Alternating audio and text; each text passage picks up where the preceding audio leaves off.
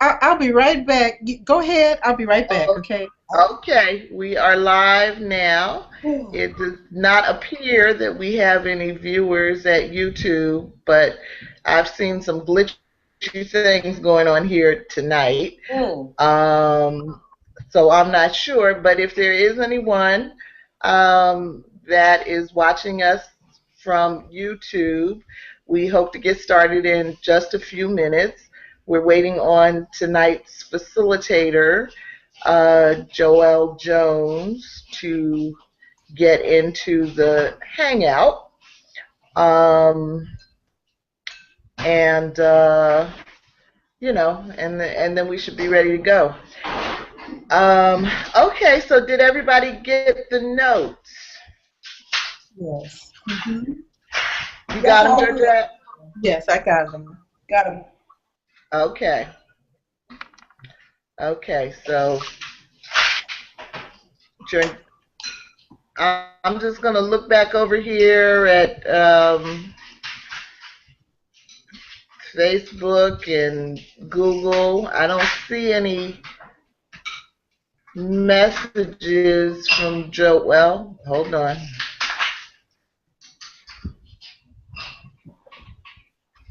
No, I don't see any messages from Joelle.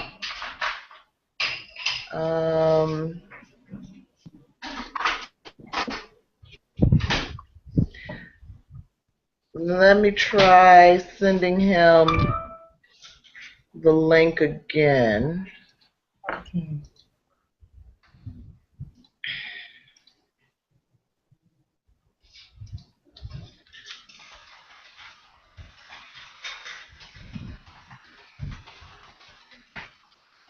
Thank you.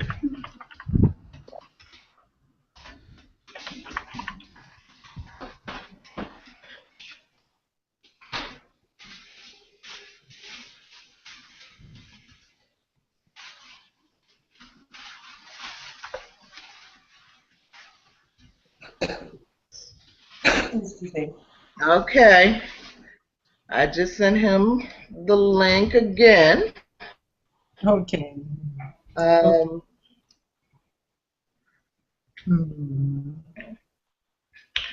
whew. So how's everybody doing? Life is good, Venita. Yeah. Yeah. Long as the phone cut down.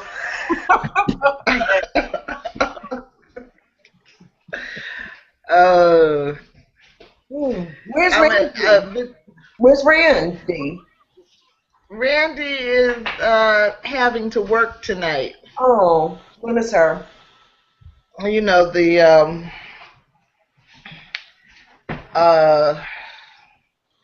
that's what happens when you get a real job in a real life. Yeah. I would know. People want to impose on your time. I guess I would know that. Gotta get a real job, so I know. You know, they want to cut into the good time you try to have with your life. That's why I can't do the job.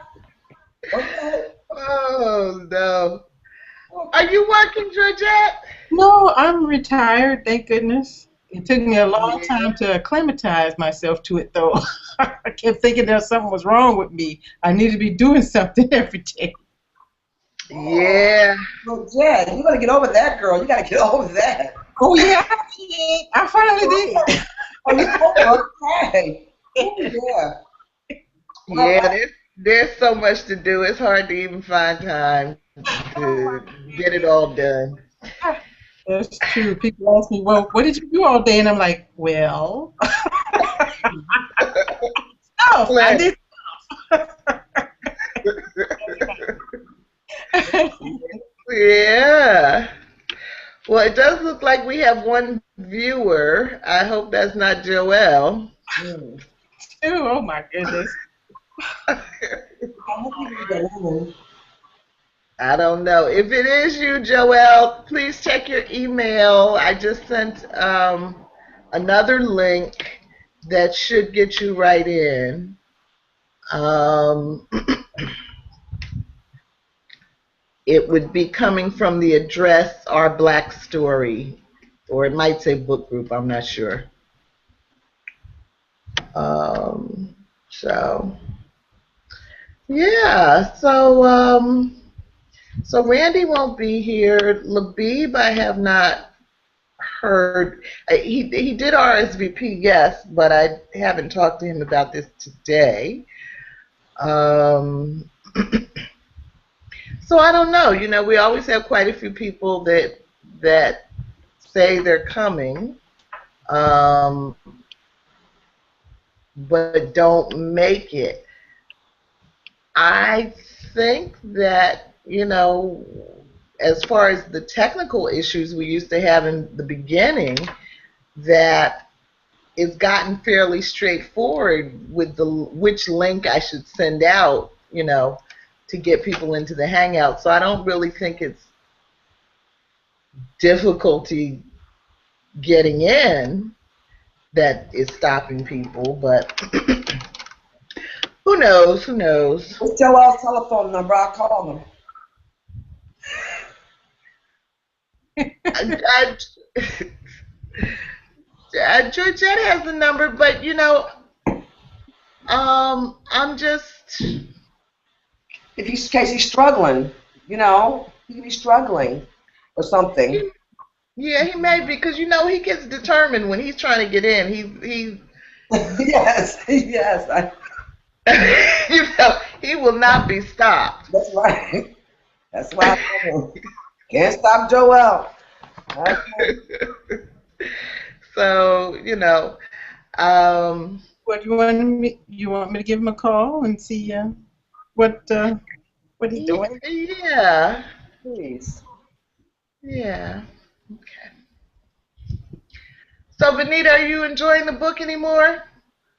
Well, I didn't want to read too forward, so I read the prologue and the first chapter. Okay. And she's pretty much talking about things that we know about. She's just refreshing our memory of how, you know, and I won't get into it until we start, but I think I'll enjoy the book. It's easy reading. Yeah. Yes. Yeah, our last book compared, this is wonderful. Very relaxing reading. Yeah, I do think it's going to be a nice break. Yeah. After where we've been. Yes. You know. And we need this, I think, maybe every other book. I'm sure the next reading will be back where we were before, you know. Right. Yeah. Which I like it there. I really do like it there. Yeah. But I guess, you know, even for Randy's sake, we really do need to relax. Yeah, and I mean, you know, the truth really is people have difficulty looking at the reality of our history. It's hard. So even you know, we like it there, but we've sort of been trained Yes. to deal with it, you know. Yes. And so you can understand how in you know, when you're kind of just getting exposed to some of the realities, it's hard. Hello there, we have a new guest. Cynthia. This is Michelle Odom speaking. Oh, that's Clynthia. Clynthia, tell us your name. Yep, Clynthia Graham. How is everyone? Very good. Cynthia, okay. Good. Very good. It's so nice to see you. We are waiting on our moderator for tonight, Joel Jones, to get into the group. We think he may be having some technical problems because he, you know, he's determined. We know when he says he's coming, he's coming. He's reliable. Okay. Michelle, he said that when he clicked on the link you just sent him, it told him the hangout was over. What? Yeah, so this might be a how did you get in? Clynthia, how did you get in? I think she walked away. In that case, ask him, did he say whether or not he went to the community page? Did you go to the community page? I'm sorry, I'm still trying to get adjusted. It's okay.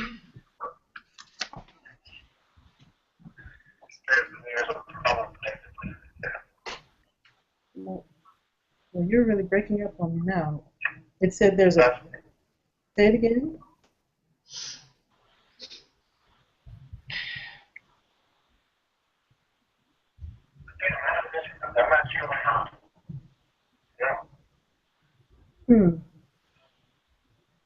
Maybe the internet where you're located is...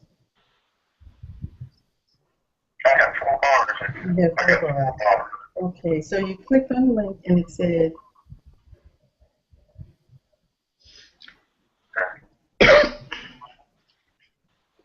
He should see the top post.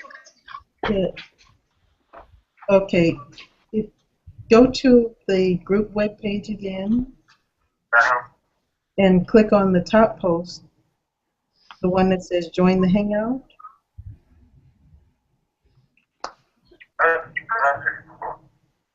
Okay, you're saying real garbled there. I don't understand.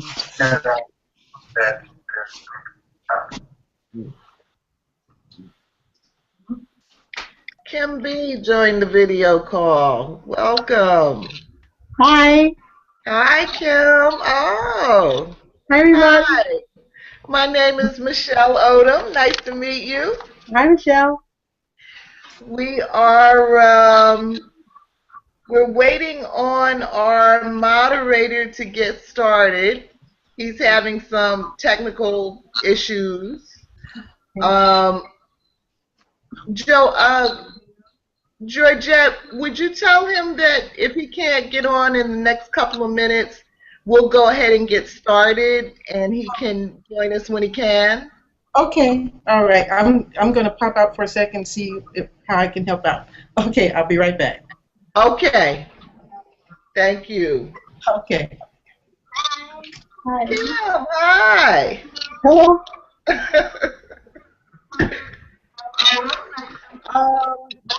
So yeah, let's give him maybe a couple of more minutes, and and then go ahead and get started.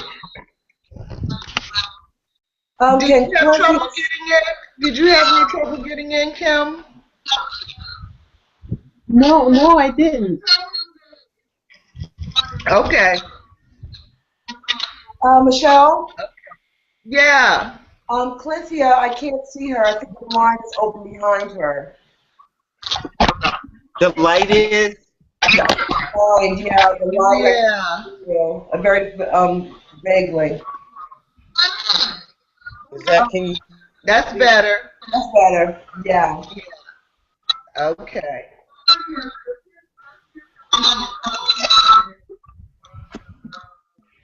Okay. Well, I don't know. Let me adjust mine. This was my first time, and I didn't know how to, so I stayed on Facebook a little bit too long, but I was fine. Good, good. We went through one session. We read one book already, and we had technical issues basically every week. It was 10 weeks. And I think by maybe the last meeting or the last couple of meetings, we have kind of got it down to a fairly smooth process. but it's really not as straightforward.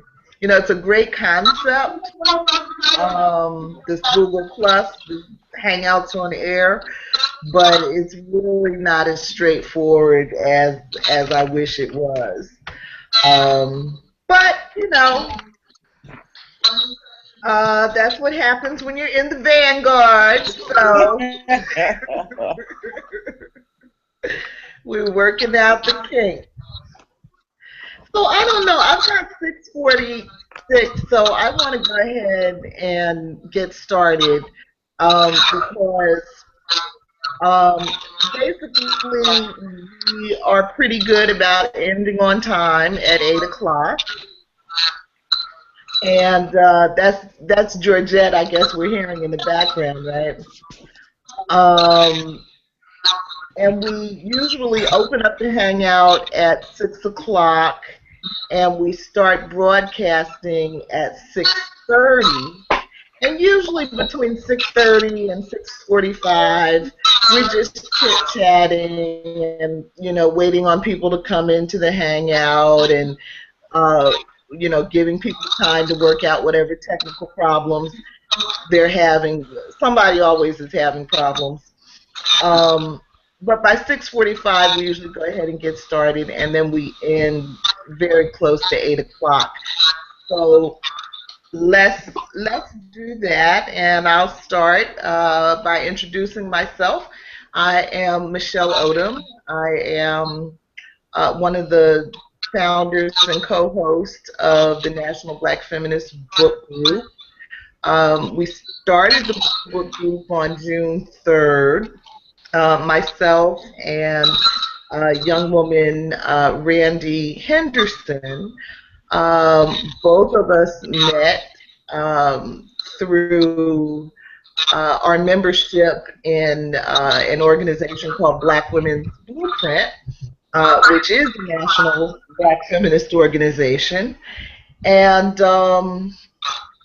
we read one book. We read At the Dark End of the Street by Danielle McGuire between June 3rd and August 5th.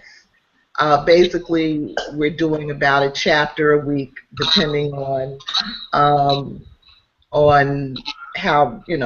the book is laid out.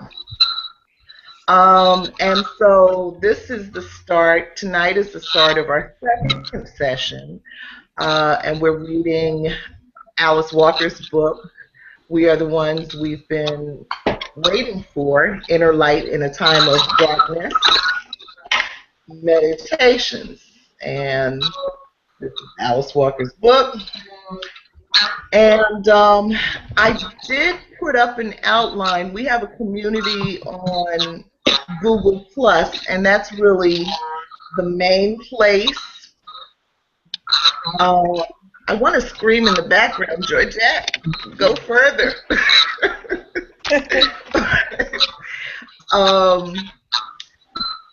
We have a community on Google Plus, and that is the main place to find documents, invitation, related material.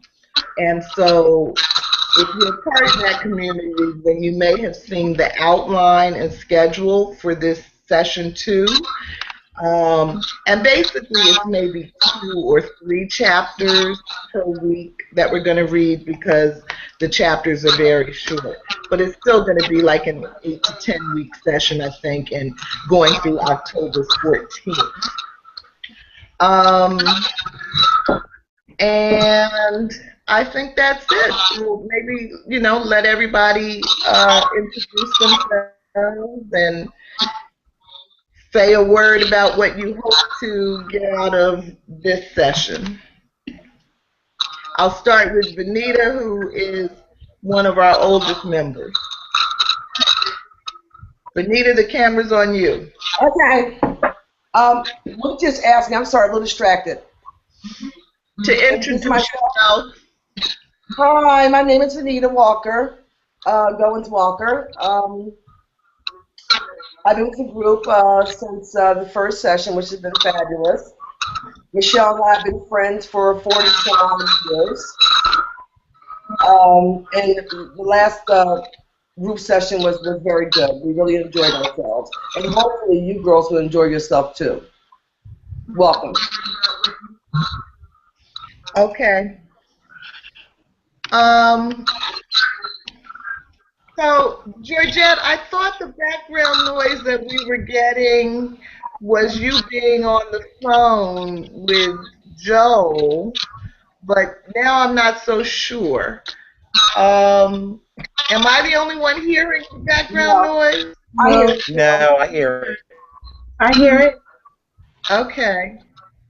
Any idea where it's coming from? My place is dead silent. Not here. Same here. Huh. That's odd. Okay, Georgette, what did you reach Joe? So I did, and he tried both of the links you sent him and one on the webpage. And what happens, he says, is that the picture will start to come up with the little green close screen, and then it will say, you can't join this video call. So it stays black. So he's going to try to move to another location and try a different computer to see if that helps. So I don't know if that's a Google thing or maybe they don't have his IP address or I don't know. Yeah, yeah. Okay, well, I guess we've done all we can do to help him. So we're just introducing ourselves. I've gone, Venita has gone. You want to go next, Georgette? Okay, my name is Georgette Moses, and I'm watching and partaking in the group from Columbia, South Carolina. Enjoyed it so far, and I'm so glad to see some more faces in the group. I know we're going to have a good time tonight. Thank you. Okay, Clynthia?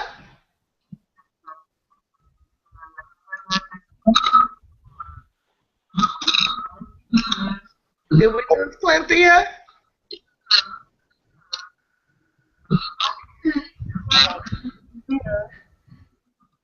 Can you hear me?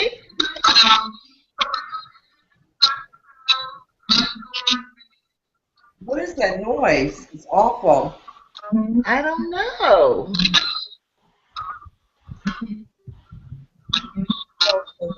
Is Clynthia the first picture down here in our list? Okay, I think her picture is stopped. It hasn't moved. So maybe It she's hasn't moved?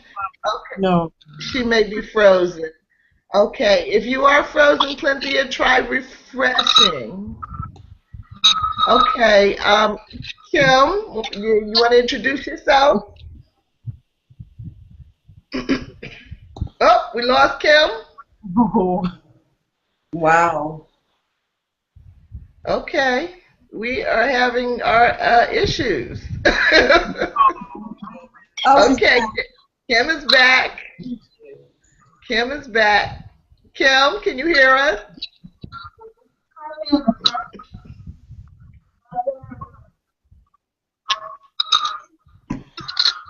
Wow. Kim?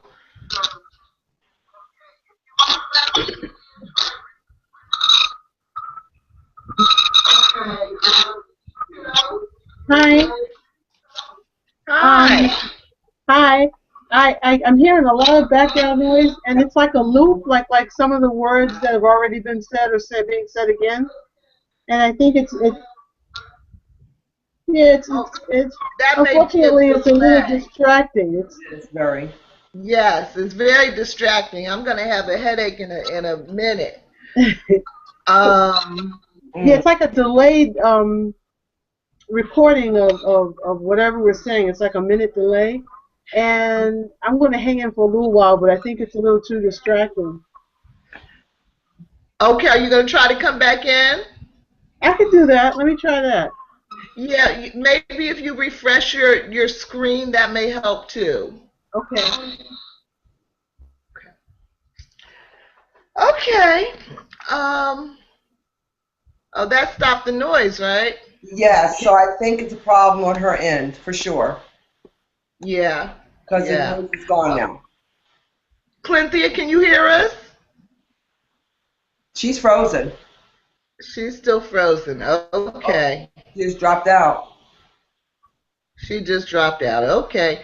Well, at least we know people are trying, right? Well, that's a good sign. All right. Why don't we go ahead and get started and have somebody start reading? Let's let's see what the reading is. Let me see. Um,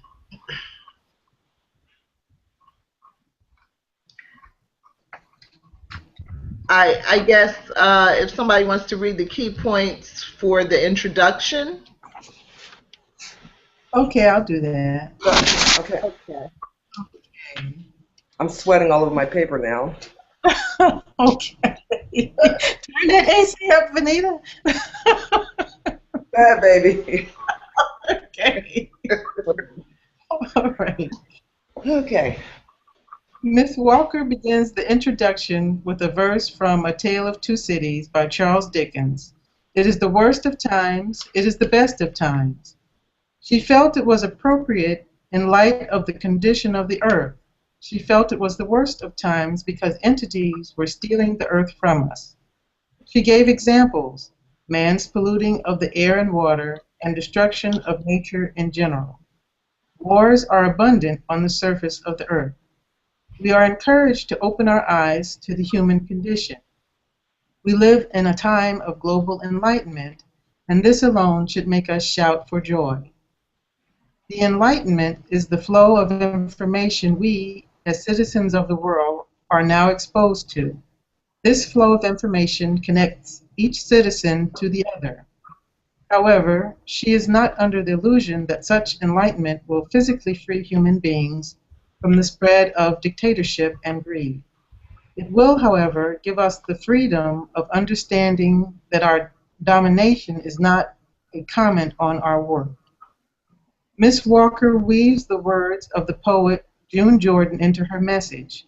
We are the ones we have been waiting for, but cautions us that although we are able to see in greater detail the suffering of world citizens than our grandparents and ancestors, we are still unable to fix things any better than they could have.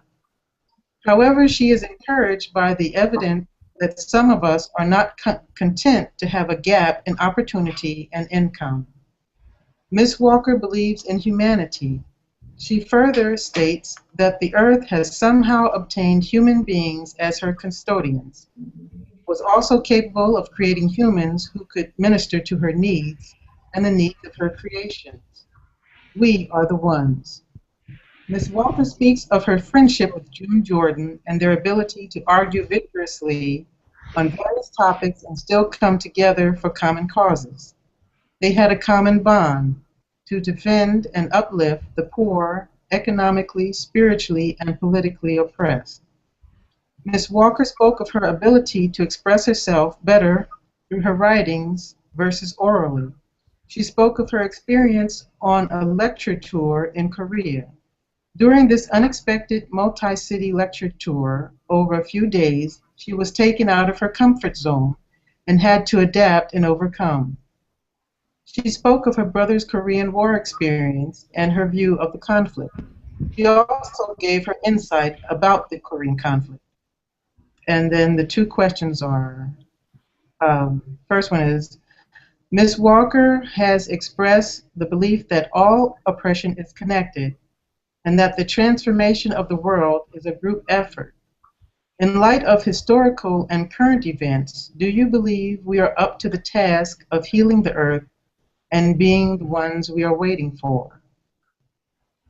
You want me to go ahead and ask the second question, or? Um, no, I think let's start with that. Okay. Anyone have a reaction to that question?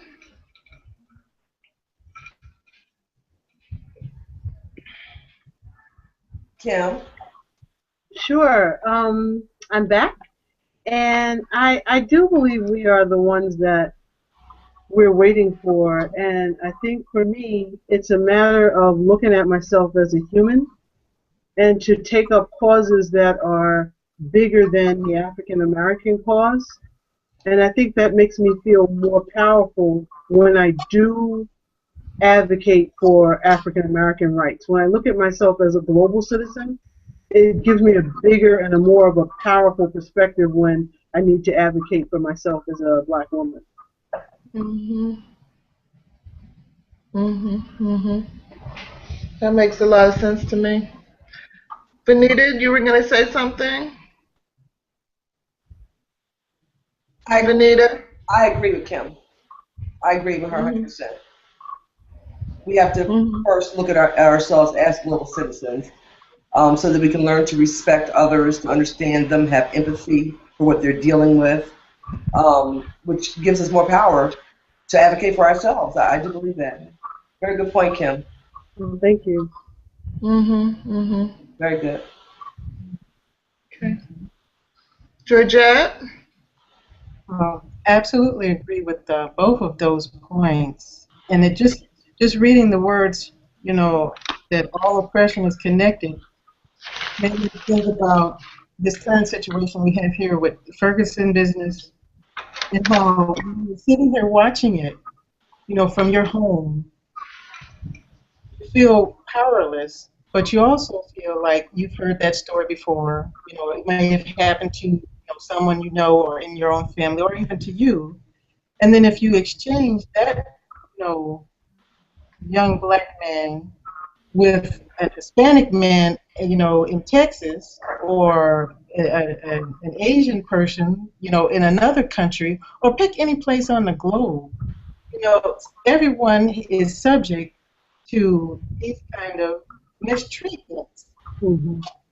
And so if we don't stop separating ourselves into, our little boxes and our little, what we think are safe havens, everyone will always be vulnerable to that greater force.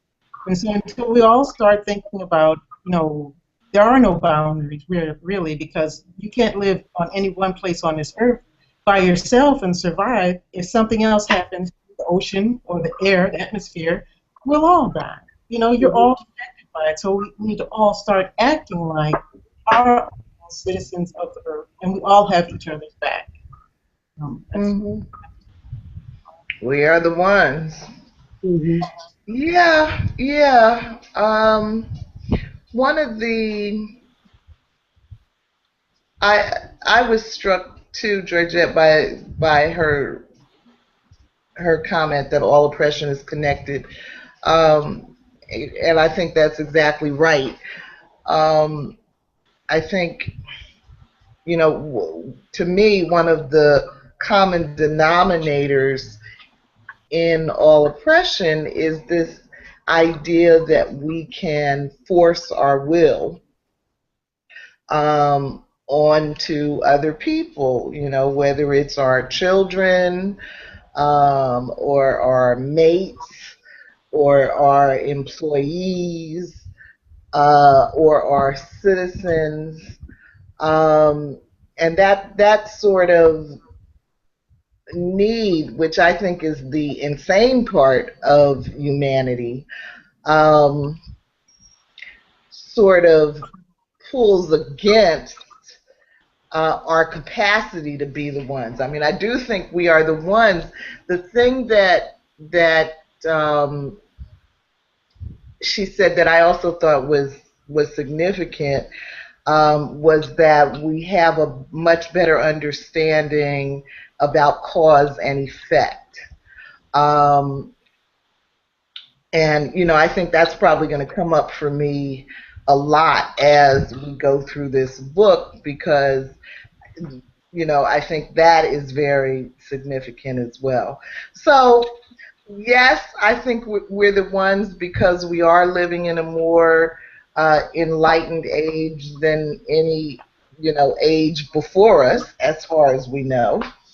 Um, but on the other hand, we've driven ourselves insane, um, to such a degree, Hmm. and even Alice Walker says just because we know the problem doesn't necessarily mean we're going to be able to solve it, because we have really, taken ourselves to the edge here. Hmm. And I'm glad you brought up the situation in Ferguson, um, Georgette, because, it certainly has been on my mind greatly these last few days. Um, You know, and there's a lot we can talk about there. So that's all I'll say for now. Okay. Well said. You want to read the next question? Sure. Has the global enlightenment she mentions helped or hurt our shared condition? He asked some hard questions. Could you repeat the question? Sure. Has the global enlightenment she mentions helped or hurt our shared condition? Well, I definitely, I think it has helped. You know, as I said before, the greater appreciation of cause and effect is significant.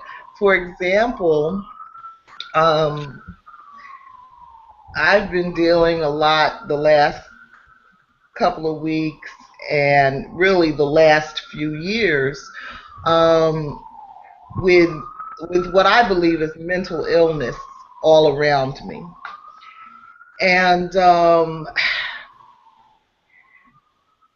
and it strikes me that mental illness can very easily look like hatred or cruelty or the work of the devil. And you know, and once we label it as the devil or hatred, then that commands a certain response from us. We want to respond in kind. We want to give the devil his due. But if we can think of it as mental illness, then that generally requires a different kind of response. We don't feel as hard. You know,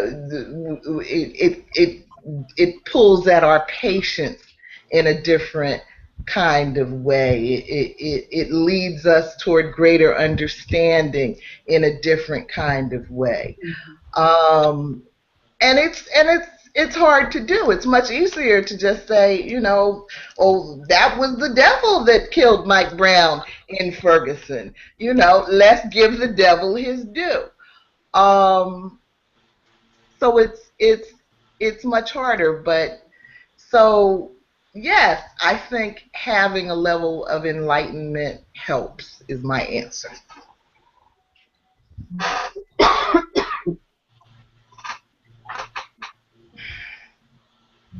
Anyone else?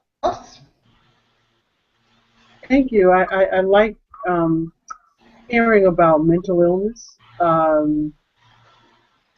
and just bringing that perspective into the conversation. I thought that was really, really helpful for me. Thank you. You're welcome.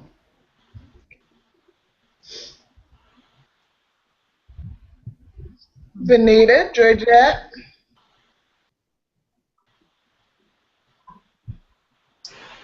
I was just thinking about mental illness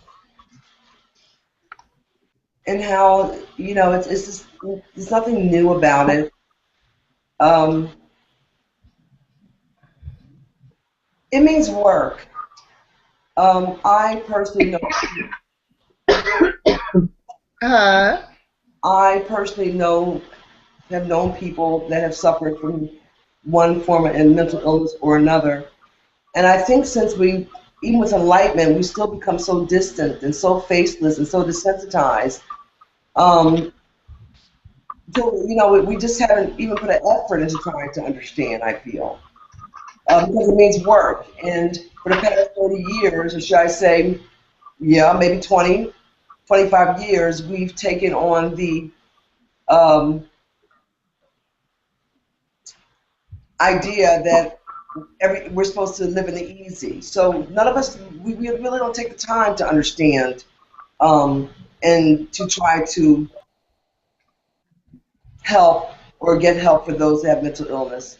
We had an incident that happened today, last night in Hartford, Connecticut, where an uncle obviously has some mental issues, stabbed his 1-year-old niece to death. That was just on the news this morning. Mhm. And if you listen to the journalists and even some of the family members, you know, we don't know what happened. You know, the whole 10 yards. 9 out of 10, this person has mental illness and probably had mental illness for a very long time. But once again, we've been taught to live in the easy, to walk around those that we don't want to take a look at. And these are things that happen because of that. It really is sad. And I'm glad you did bring it up, because that's something that really has to be, we have to take time to try to understand. Even if we can't solve all the issues, we at least have to try to understand. And what I have learned, you know, in my own life is that you still need to protect yourself. You know, once you have labeled someone mentally ill, and you want to be compassionate and understanding and gentle and tender and all of that, you know, you still need to protect yourself, because they really may not have the kind of self-control, you know, that would allow them to just be freely moving through society. But labeling them mentally ill, you know, is different than labeling them a witch, you know, and deciding that they must be burned at the stake. So, you know, so it does. It matters what we think we see before us. In my processing my feelings around Mike Brown, I was watching a video of an interview of Frances Cress Welsing, Dr. Welsing, and she was talking about you know, Africans being the first people and all of that, and Africans or black people really being the parents of white people. And I thought it was interesting, you know, if we really thought of ourselves that way, how that would change, you know, how that would change how we look at the behavior of white people that you know is really quite dangerous and lethal in a lot of cases. But if that was your child, how, you know, what would our response be?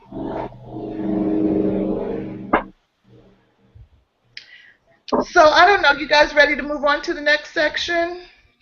Yeah. I think I just in terms of your last statement, if black people were the parents, then I don't mean to be funny, but yes, I do.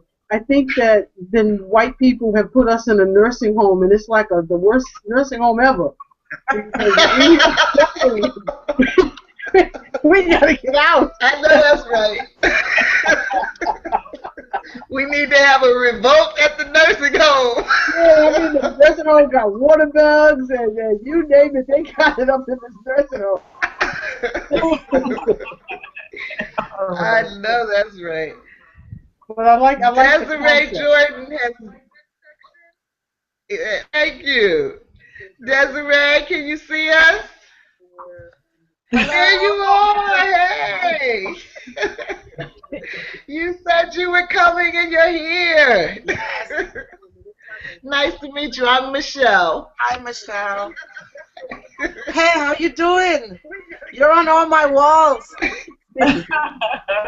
Yeah, yeah. All right, we just finished reading did you get the note? Yes, I did. Hold on. I'm learning how to work this, so yes, I did. Okay. I got the note. Okay.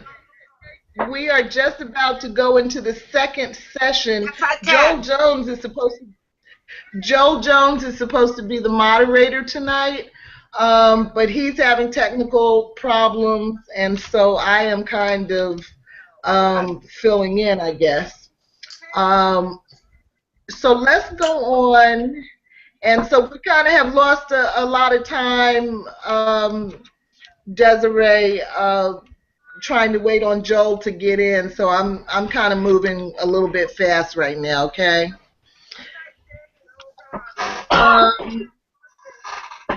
Let's go on. Venita, do you want to read the key points for chapter 1? Yes. Joel Jones is supposed to be the moderator tonight, but he's having technical problems, and so I am kind of filling in, I guess. So somebody might need to. I'm hearing a lot of. Lost a lot of time, Desiree. Okay. Something's going on. Get in, so I'm kind of moving a little bit fast right now. Okay. Okay. Desiree, try muting your. Let's go on. Venita, do you want your what is it called? Your.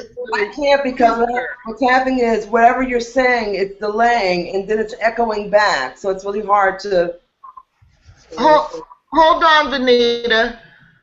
Okay. Okay.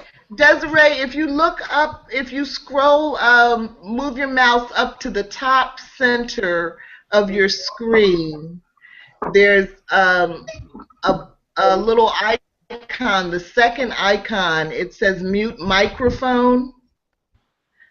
Try clicking on that until you get ready to speak, because I think it's your system that's giving us this feedback. Okay, thank you. Okay, go ahead, Venita. Okay, chapter 1.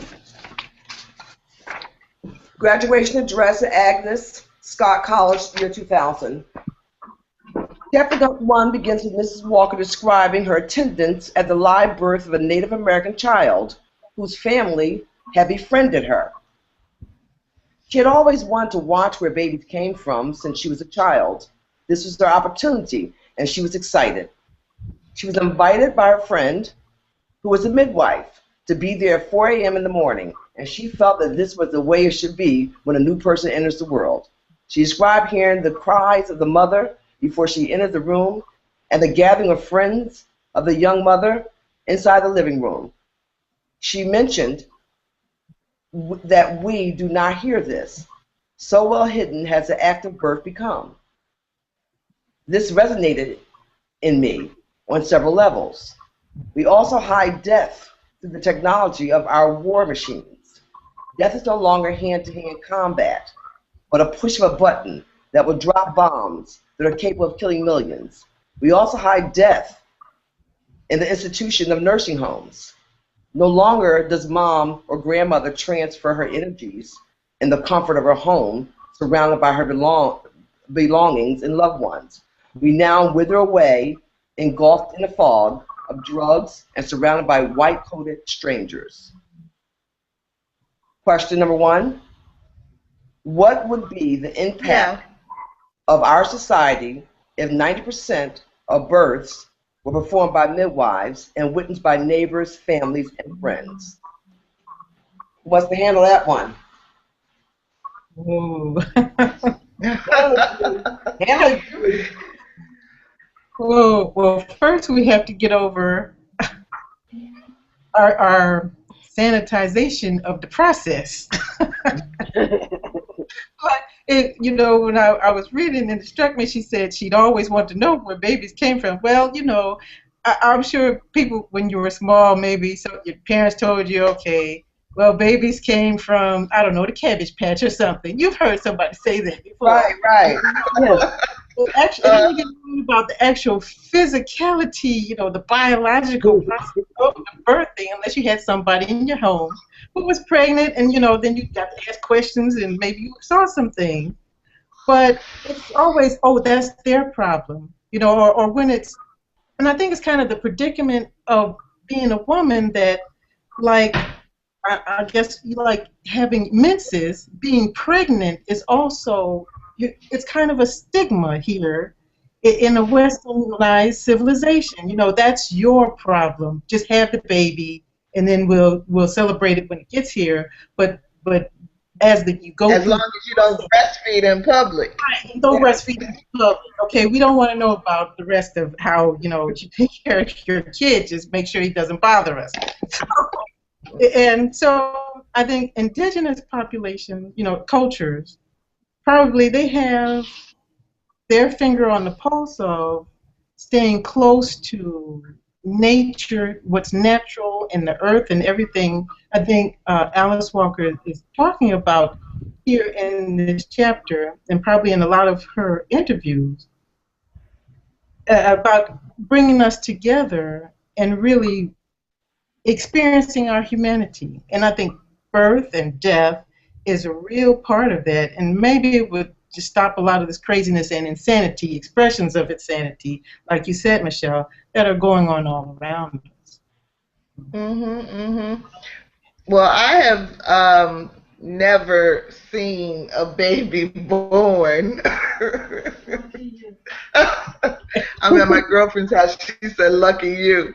I have one son who is almost 30 years old now, and I can barely even remember that experience.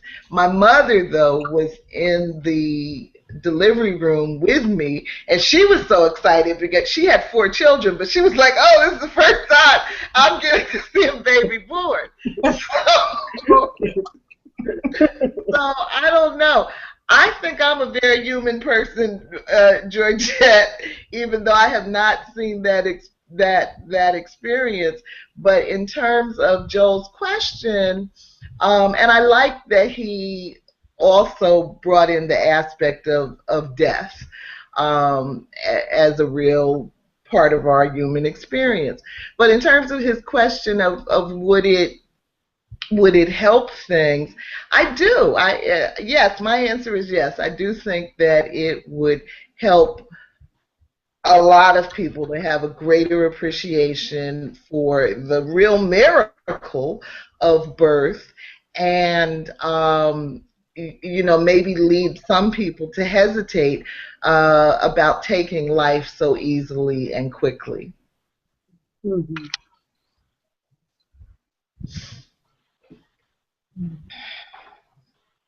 Anybody else on that one? I agree. I think that because we are so on automatic pilot, I think that it takes away from our humanity. And I know for me that I consciously have to get to the present moment. 90% of the time I'm not in the present moment. So anything that'll help me feel more connected to the earth, more grounded, I think that's a good thing, and it makes me feel more like I'm a part of the circle of life as opposed to I'm going from task to task to task to task to task. So that detaches me from other humans. So I like that. I like the idea. I would love to, and I was talking to someone, a Jewish friend of mine, and she was saying how she had the honor of somebody had died on the subway, and she had the honor of sitting with the person until their family could get there. And she said that that made her feel now that she had planned to be cremated. And she said she's not going to do that. She wants people to sit with her body and to wash her feet. She wants people who loved her to wash her feet after she's gone, just to make peace with her transition.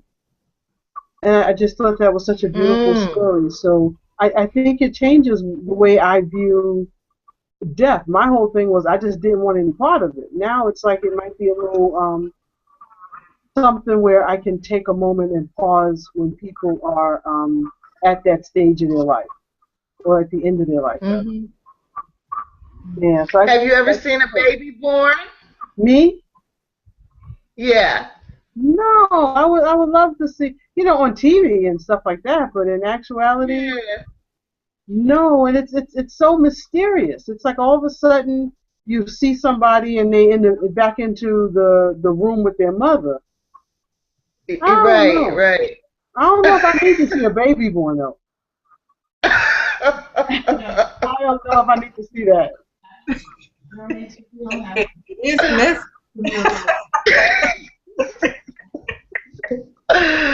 Oh, I'm at my girlfriend's house. She said, "No, if you don't have to see a baby born, don't do it. Just accept the miracle of life." Yeah, I'll need to see that. Oh, hi, Clynthia, you're back. Great. It looks like you're frozen though, and it looks like Desiree is frozen. No, Desiree's just muted. Okay. Anybody else want to comment on that question about how it might change things if we all were involved in the birthing process or knew more about it? Where is he? So is he doing too much or is he doing too little? These voices in this play, of course, are on message. They're reciting the words of the leader, and let there be a little depth. I hear some things going on. Yeah, I do too. I don't know. Well, I did see a baby. I had the honor of seeing a baby born. Oh yeah? Yeah, my sister-in-law. Chelsea is now in college, but I think it brings you closer to that child, and definitely closer to the mother. However, I think it's good if you participate in witnessing a baby being born before you have your own. I was trying to get into the whole experience, but for me, childbirthing, I had an out-of-body experience. I was on the threshold of I think it's the closest you can get to death, literally. So for me, it just brought, oh yeah, some people think it's great. I heard women say, well, it's fabulous. Well, I don't know where she was, but where I was, it was crazy. So, while I'm watching Chelsea being born, I'm almost having these stomach aches along with Vera. It was also because I'm aching for her, but a lot because it was bringing back these horrifying memories. So I think it might be a little more exciting if you haven't had any children yet. It's almost like a whole science thing, opposed to when you've had a child and you're like, oh, girl, I'm trying to rub her head. At the same time your stomach's hurting. Like I remember, I thought I had put it away, but it just popped back up. But no, it was a very good experience. You feel closer to the child, and I think that's a problem. That's a big issue today. Is that many years ago you had the midwife. People were very poor. They had nothing. So if you couldn't afford to go to the hospital, even, so you have them home and everyone was around. The grandmother was there and the sister was there and the aunts. That's the way it used to be done. Mm-hmm. So, for the last 20 years or 15 years, they brought back slowly the whole midwife thing. But no, that's all we used to have was a lady down the street. Mm-hmm. Right. And you call Mamie, and Right. Mamie would come over. And when Mamie got there, the food was getting done on the stove. The water was getting boiled at the same time. Aunts and everybody was sitting around. All the women was in there doing their thing. And the ice was flowing and everything was flowing. But that's the way it used to be done. Yes. And families, and having less and dealing with even more oppression, were closer than they are today. That's right. Now, I don't know how we can explain that one, but that's how it used to be. The same way with death. That's why it was called a awake, because someone used to sit in the living room, take turns. That's why it's called what? Awakes. You know how they have an awake, you can call them sitting-ins or sitting-ups or layouts. It depends on what part of the country you're from. I had an aunt who's called a layout. But at any rate, years ago, your viewing was in the living room, and family members, because we didn't have a sophisticated technology we have today. A lot of folks might not have been really dead family members took turns sitting with the body to make sure you were really dead. What? My grandmother told me all about that, and because she was telling me, not my grandmother, my godmother, her first husband, how he was laid out in the living room. Now I'm a young girl, of course. I'm sitting there. This was pretty horrifying, actually. But I'm glad she told me about it. You didn't go to the funeral parlor. It's in the living room, and people took turns sitting there watching the body to make sure that you were actually dead. And this went on for a few days. They had ice under you or whatever they did, but that's the way it used to be done. So you were very close to the body and the dead person. Yeah.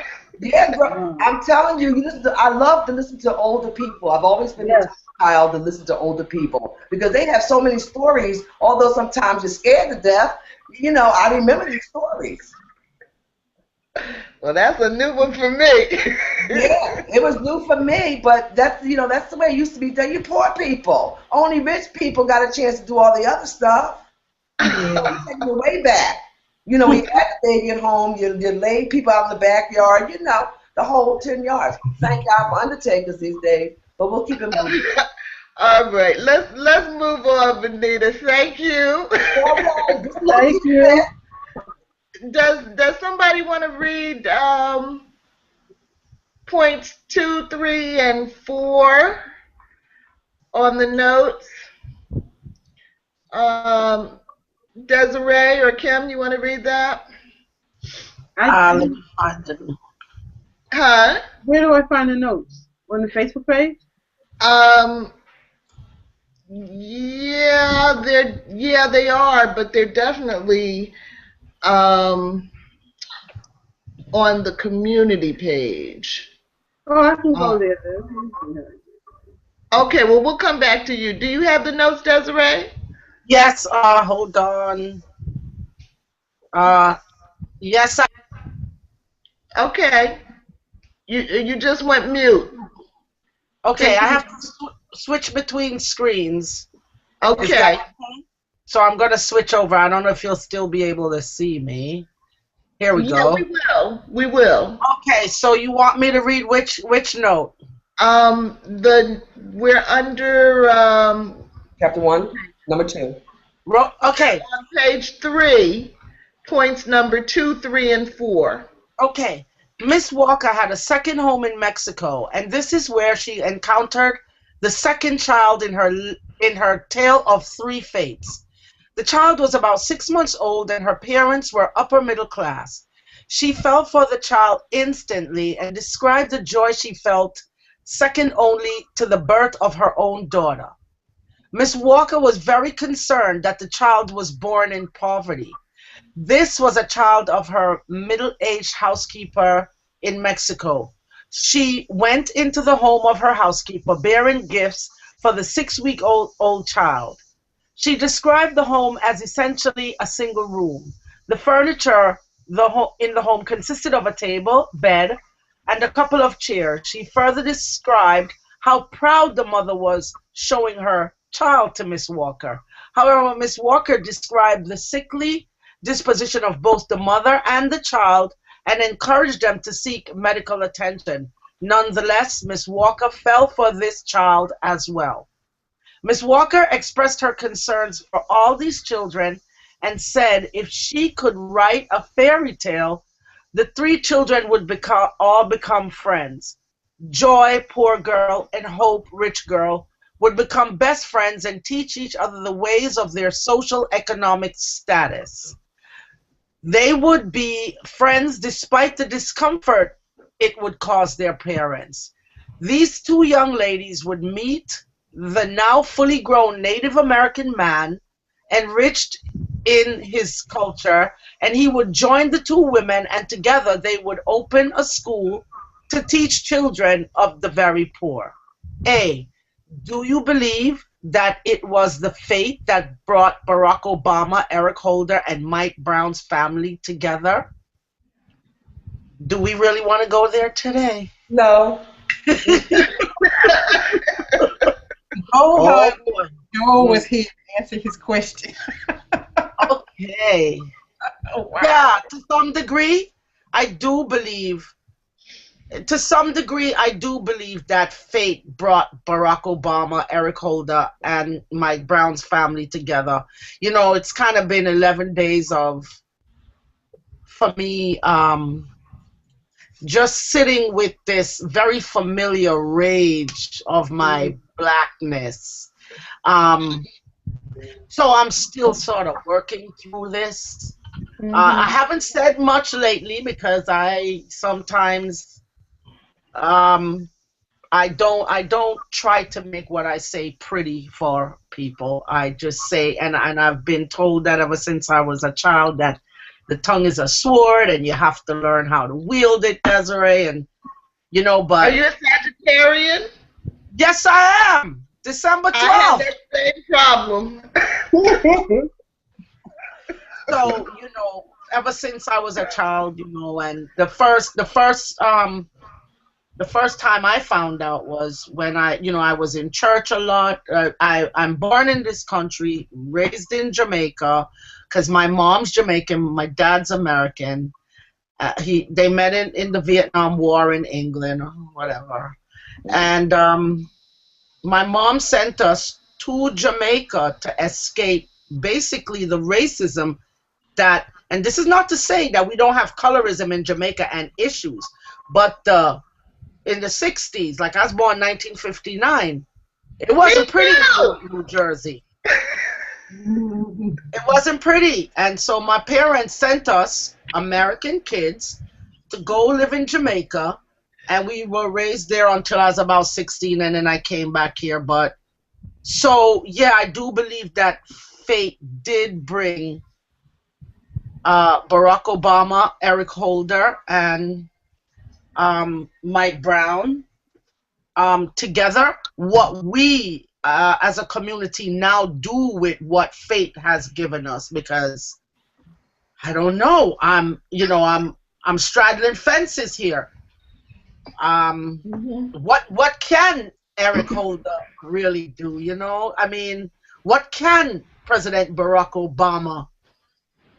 Sometimes, one thing they can do is stop the militarization of the police forces in this country. And I understand that they are now key powers of position. I'm just not so sure that the people that wield real power in this country have any respect for that. I'm not so sure. You know, I think everybody's found themselves in this position. Sometimes I look at President Barack Obama and I'm like, he's probably saying, I can't believe I won. That's right. No, because, and he's a gifted man, brilliant man. I support him. I always have. I always will. But I really wouldn't want to be him because I don't know. I think that ever since he became elected in 2008, our kids being killed is a price that we are paying. It's a sacrifice. Yeah. That's what I really believe. I think that these people lost their minds.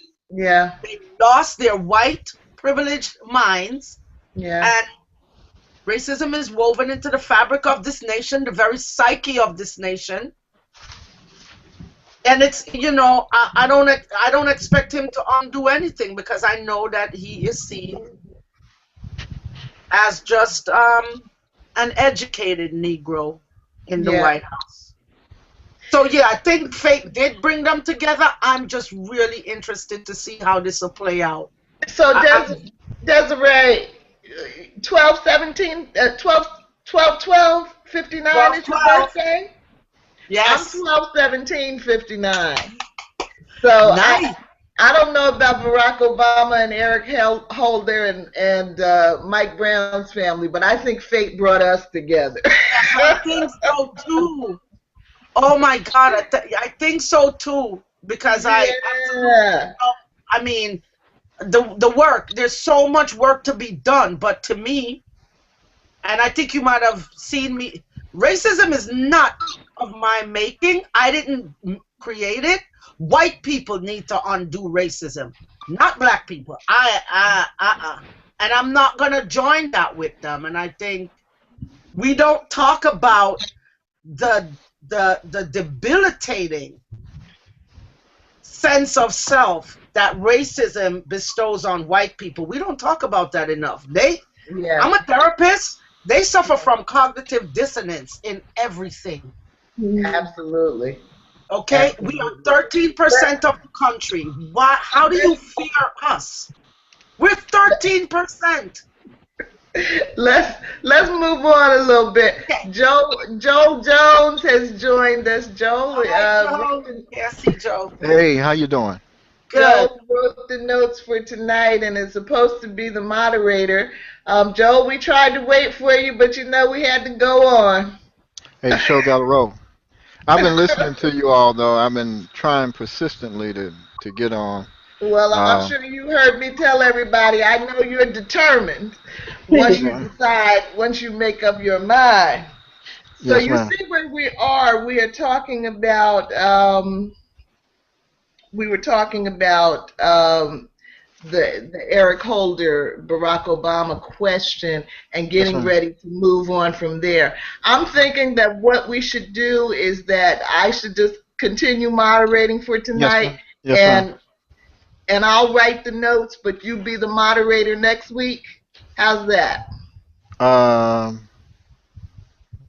gonna have to miss next week. Oh, okay. Yeah, That's not allowed, Joe. that's not allowed. No. Well, I just about missed this week. Oh, I let see. me Well, Hey, we'll figure it out. But I yeah, owe you a night where I'll write the notes and you be the moderator. Okay?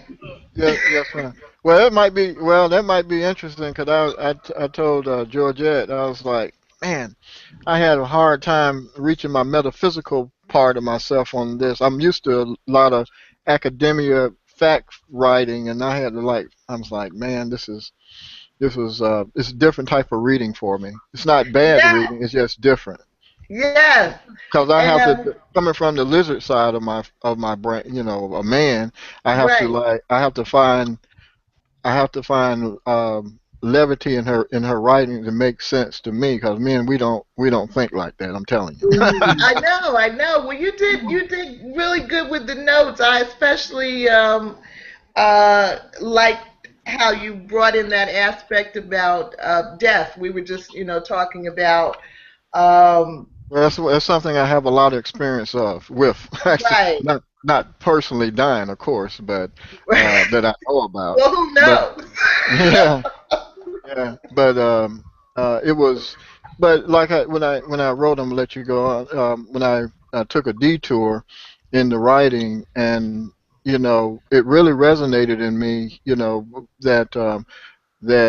Uh, for someone to be born back in the 1970s, early 70s, it was $2,000. Now it's over $20,000, and it was nothing. It was nothing meant, by man that was because I don't give people that much credit. It was just something that was a part of capitalism that happened, and these are the results. And the reason why I put that in there is that the family and the indigenous family and the community, they took ownership of that child because they saw that child being brought into the world. I believe if we see children being brought into the world, when children are leaving the world or somebody is trying to kill that child, the community will have ownership of that child and won't let that happen. The village will raise that child. And then I looked in and see how much our society would change if we take ownership of the birthing process as well as the death process, because the death process means that grandmother, grandfather, and mother is in the house still teaching and still being a valuable part of society and keeping that extended family versus that nuclear culture still yet flowing that we surrendered in our community to that lifestyle of the Western world. Well, you may try to tell the other members of the book group that you don't relate to the style of writing here, and men don't think like that. But I'm not buying it, Joe.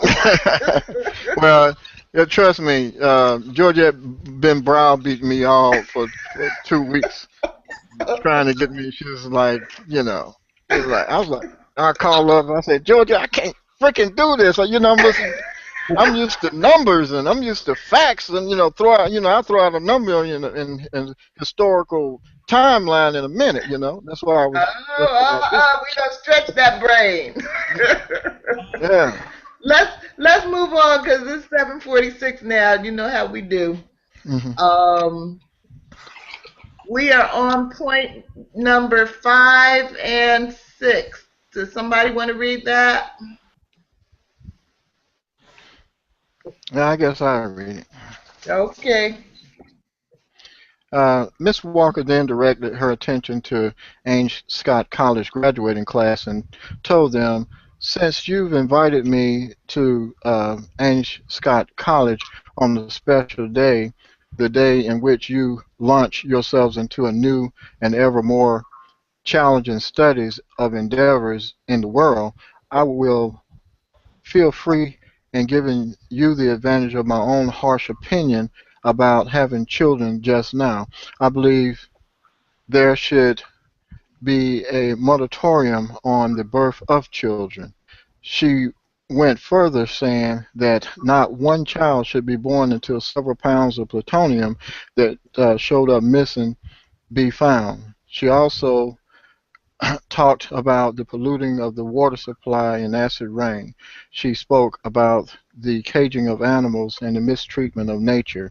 She asked the graduates to think of their children as they enter into the world. Ms. Walker tries to get the graduate as well as the reader to embrace the reality that the earth is our mother and a celestial being. She also points out that we are grandparents and parents to all grandchildren and children of the earth. She was quick to point out that this does not necessarily mean physically, but metaphorically.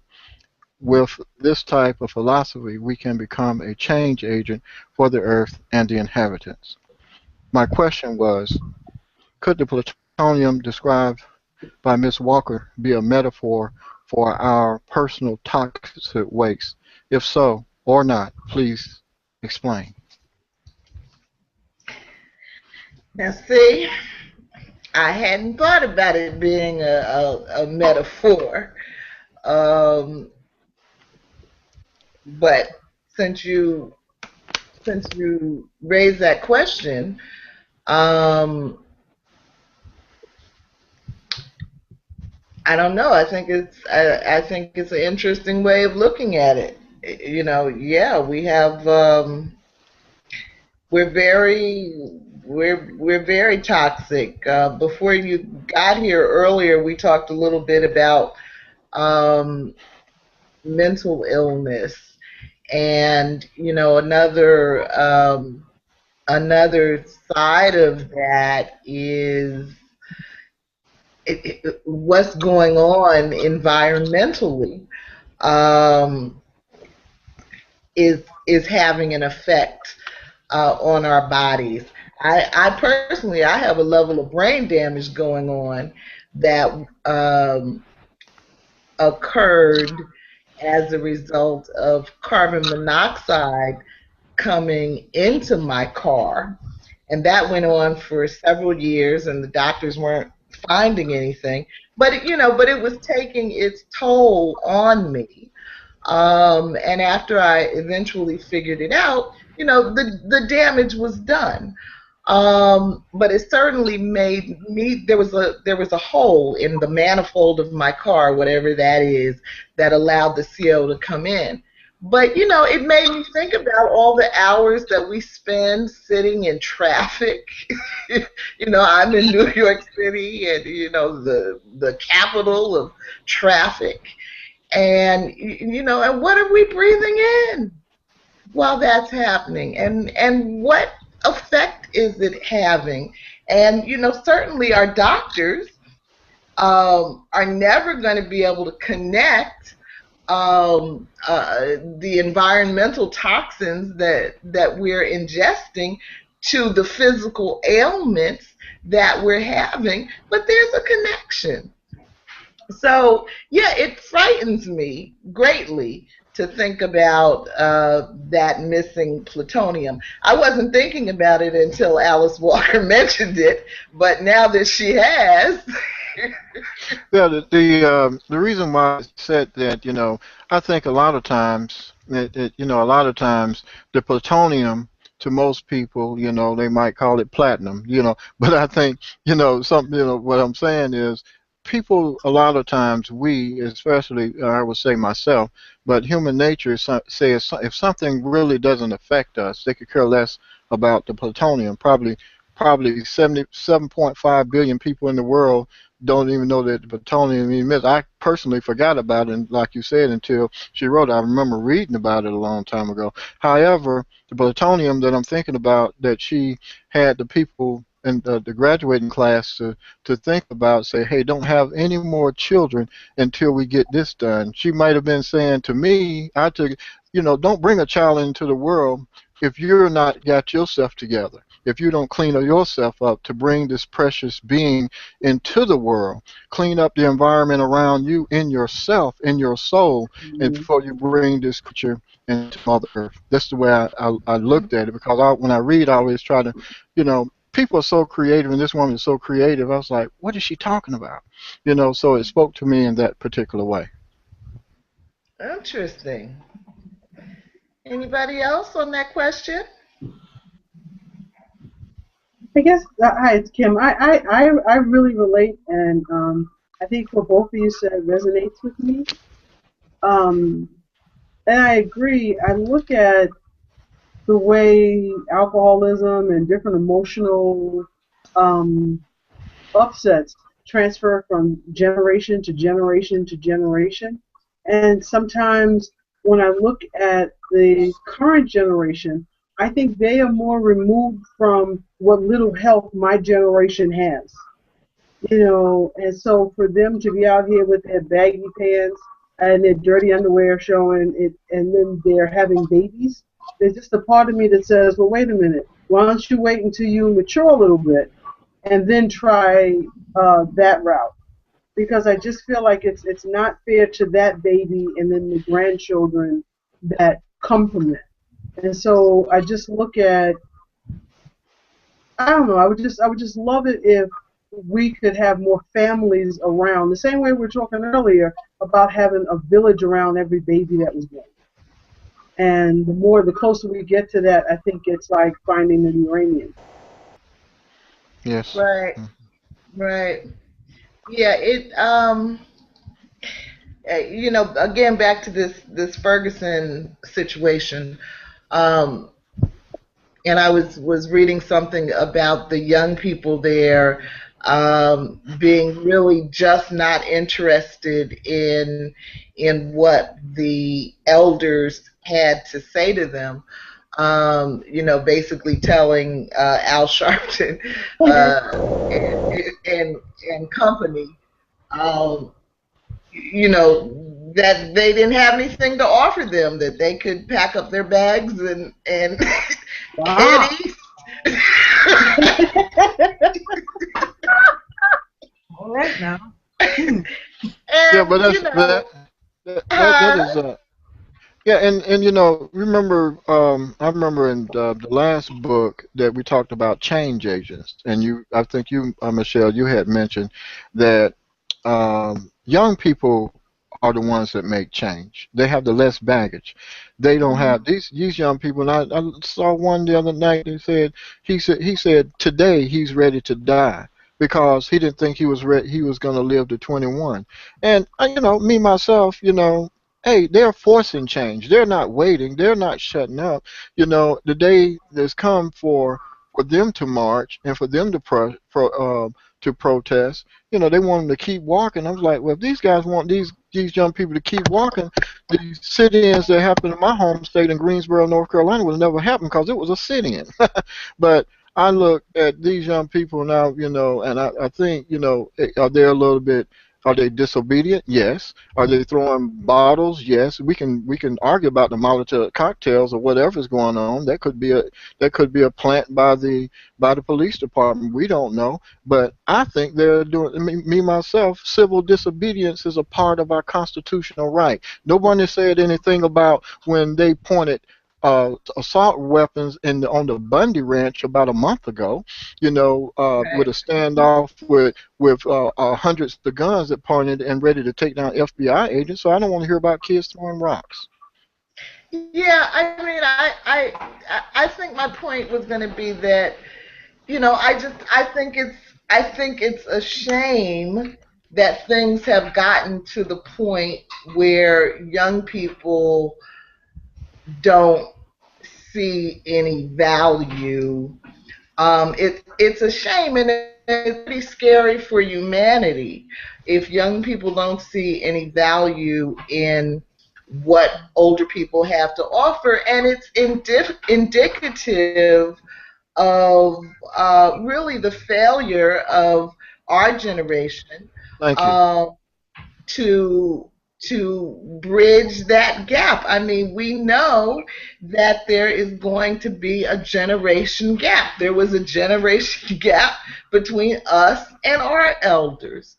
Um, but I don't know that we actually felt that they didn't have anything of value to share. And that seems to be what a lot of young people are feeling these days. I mean, I think they're wrong. I mean, I think that